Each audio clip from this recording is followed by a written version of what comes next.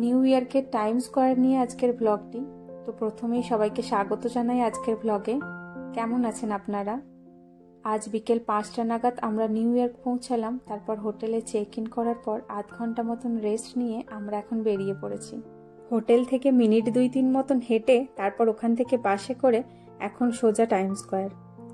এত শুনেছি এই জায়গাটিকে নিয়ে, এই প্রথম সামনে থেকে দেখছি। সত্যি কি রংচঙে দেখুন চারিদিকটা, নানা রঙের আলোয় একেবারে ভর্তি। সারা বছর নাকি টাইম স্কোয়ারের এই একই রকম রূপ থাকে। টাইম স্কোয়ার মানে এগুলি, ব্রাইট লাইট, ডিজিটাল বিলবোর্ডস, আর সাথে চারিদিক জুড়ে রয়েছে বড় বড় বিল্ডিং। আর সাথে দেখুন মানুষের ভিড় একেবারে উপচে পড়ছে। আমেরিকাতে এই প্রথম রাস্তার উপরে এত মানুষকে একসাথে দেখছি। আর একটা জিনিস যেটা খুব চোখে পড়ছে, রাস্তার উপর ছোট্ট ছোট্ট দোকানগুলি, যেগুলি এখানে সচরাচর দেখা যায় না। আর হ্যাঁ, সাথে নাকে আসছে স্ট্রিট ফুডের গন্ধ।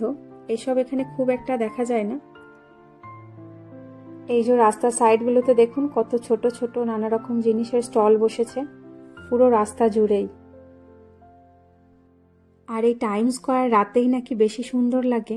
এই যে চারিদিকের এত এলইডি বোর্ড দেখছেন, এগুলো তো দিনের বেলায় এত ভালোভাবে বোঝা যায় না, রাতের দিকেই বেশ ভালোভাবে ফুটে ওঠে। তাদের আলোতে রাস্তাগুলোই বলুন বা মানুষই বলুন, একবার এক একটা রঙে রঙিন হয়ে উঠছে। আর এই হচ্ছি আমরা, সাথে আমাদের গ্রুপের সবাইও রয়েছে।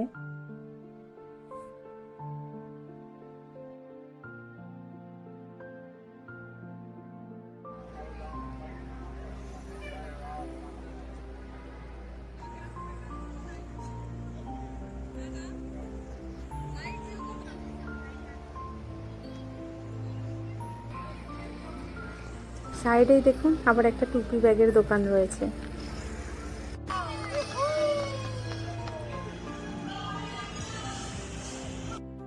কতদিন পর একটা রিক্সা দেখলাম। এখানে দেখছি অনেক রিক্সা রয়েছে। এই টাইম স্কোয়ারটা মানুষ ঘুরেও দেখছেন ওই রিক্সায় চড়ে।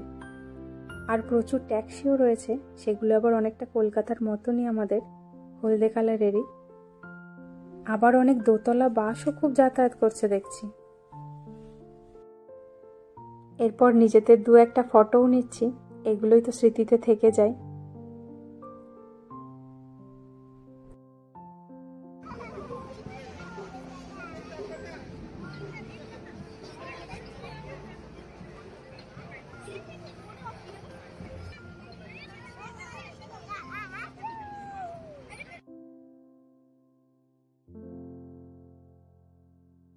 এই রাস্তাটার উপর এত ভিড়, ফাঁকা জায়গা সেইভাবে পাওয়াই যাচ্ছে না। তো এই জায়গাটা একটু ফাঁকা দেখে আমরা ভাবলাম 2-1টা ফটো এখানে নিয়ে নিই। সেজন্য বন্ধুদের সাথে এখানে 1-2টো ফটো নিচ্ছি। এই হচ্ছে আমার বন্ধুরা, আর এই হচ্ছে মায়াঙ্ক। ওই দূরে রাস্তার ওপরে কিছু একটা হচ্ছে, অনুষ্ঠান মতন। তো আমরা এখন ওখানটাতেই যাওয়ার চেষ্টা করছি, কিন্তু প্রচুর ভিড় রাস্তায়। টাইম স্কোয়ারের এই রোডের ওপর নানা রকমের মানুষ থাকে, যারা মানুষকে নানাভাবে এন্টারটেইন করার চেষ্টা করে। বিশেষ করে বাচ্চাদের এই ধরুন নানা রকমের ক্যারেক্টারের সাজে। সামনে কিছুজন রয়েছে সেরকম সাজে। দাঁড়ান, ক্যামেরাটা ওইদিকে করে একবার দেখায়। ওই যে দেখুন দূরে রয়েছে স্পাইডারম্যান।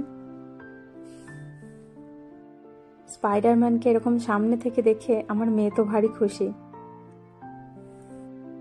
আর এই যে দেখুন আর একজন। এই জায়গাটিতে অনেকজনই রয়েছে। ওই দেখুন সামনে রয়েছে স্ট্যাচু অব লিবার্টির সাজে একজন দাঁড়িয়ে।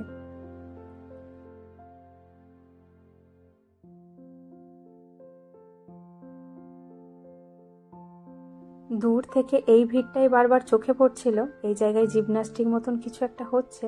চারিপাশে কত লোকজন জমা হয়েছে দেখুন। আমরাও সবাই মিলে একটু দাঁড়িয়ে পড়লাম।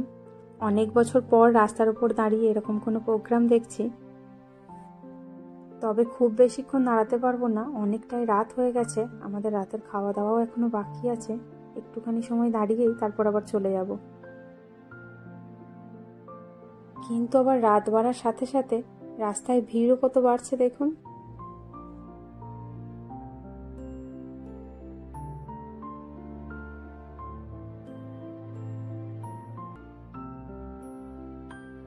ওই দূরটায় দেখুন, ওখানে আবার 360 ডিগ্রি ভিডিও শ্যুটও চলছে। নিউ ইয়র্কের সব থেকে ব্যস্ততম জায়গা হলো এই টাইম স্কোয়ার। তো এখানে প্রত্যেক দিনই এরকম ছোট ছোট কিছু না কিছু অনুষ্ঠান চলতেই থাকে। আসেও তো প্রচুর মানুষজন, তারাও কিছুক্ষণের জন্য দাঁড়িয়ে দেখে যায়।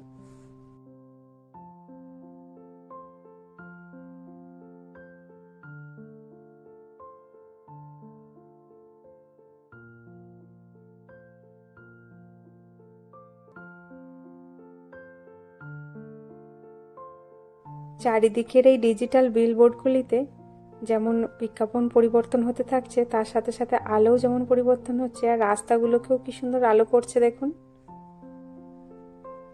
কি বিশাল বড় বড় আকাশ ছোঁয়া বিল্ডিংগুলো দেখুন।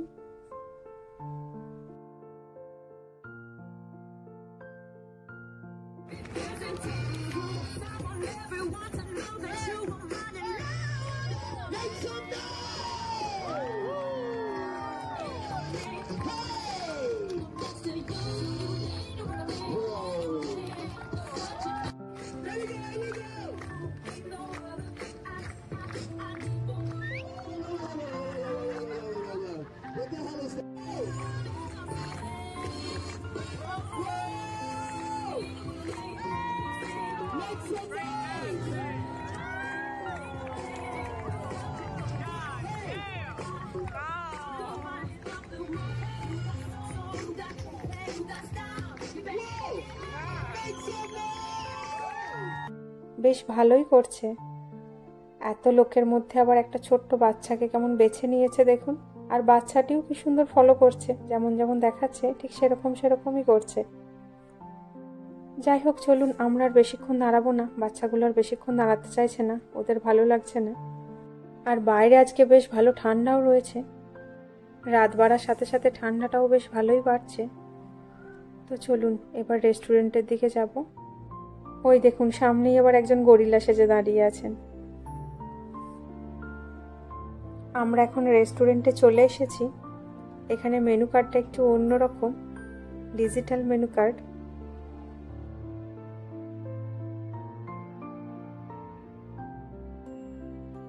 এখানে বেশ অনেক রকমের স্টার্টারের ভ্যারাইটি ছিল, তো সেজন্য আমরা একটু পাপড়ি চাট অর্ডার করেছি, আর ভাবছি একটু চিকেন বিরিয়ানি নেব। পাপড়ি চাট দিয়ে দিয়েছে, তো চলুন এবার খাওয়া শুরু করি। ভিডিওটাও আজ এই পর্যন্ত। আজকের ব্লগ কেমন লাগলো অবশ্যই কমেন্টে জানাবেন, ভালো লাগলে লাইক করে দেবেন। দেখা হবে পরের ব্লগে। সবাই ভালো থাকবেন, সাবধানে থাকবেন। আর বেঙ্গলি ইন আমেরিকার নতুন আপডেট পেতে চাইলে চ্যানেলটিকে অবশ্যই সাবস্ক্রাইব করে রাখবেন, আর ফেসবুক থেকে দেখলে পেজটিকে ফলো করে রাখবেন। সবাই ভালো থাকুন, সুস্থ থাকুন। দেখা হবে পরের ব্লগে।